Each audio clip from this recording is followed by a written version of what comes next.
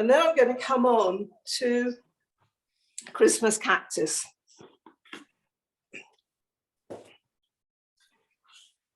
Here we are. I'm sure you've all seen Christmas Cactus. I was just going to show you a picture with the that's lovely flowers. Yeah. Lovely. I don't think I've ever had one that flowered quite that well, but you never know. Now this is a slightly different, because it's more like a succulent.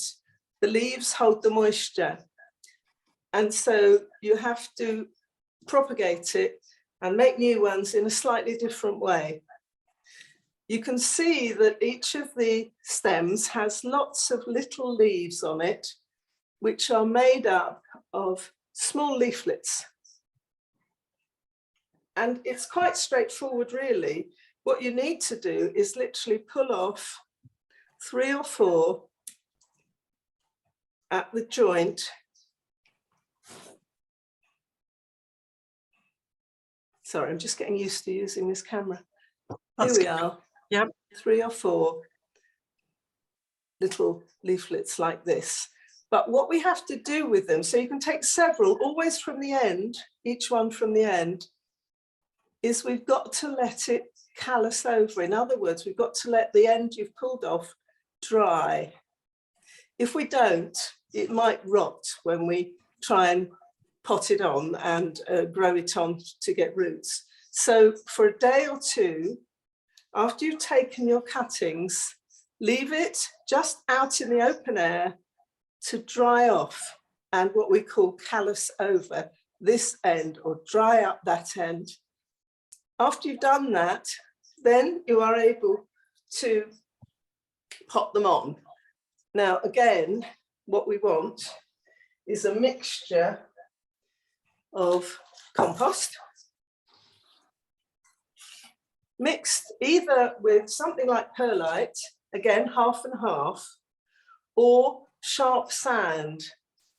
And sharp sand is the slightly coarse sand, not the builder's sand, which is very fine, but you can get sharp sand in any builder's or DIY place cheaply. You can also get it in garden centres slightly more expensively.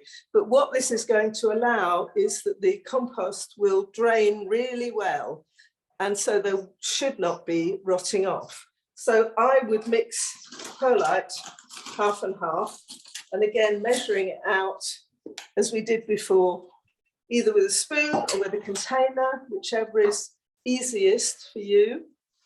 So let's say we've got 1 container of soil, compost, and again make sure there's no lumps because we want it to be nice and fine. And then 1 container, in this case of perlite, but if I had sharp sand, I'd be using sharp sand too. But it's really just getting that good mixture so that air is allowed to go through, water will drain through easily. I'm going to mix it up with my spoon or with my hands because it feels quite nice. Soil is clean, perlite's clean, sand should be. So you've got a really nice mixture all mixed up. I'm going to fill up my small pot, again, a small pot, hopefully recycled from other plants you've used before, or as I said before, a yogurt pot, but it must have holes in the bottom for drainage. So I can use a spoon, or I can tip it in and loosely fill it up. There we go. Nice full pot. Now I'm going to get my dried cutting and I'm going to pop it in 1/2 inch or just over 1 centimetre. So I'll make a little hole, pop it in.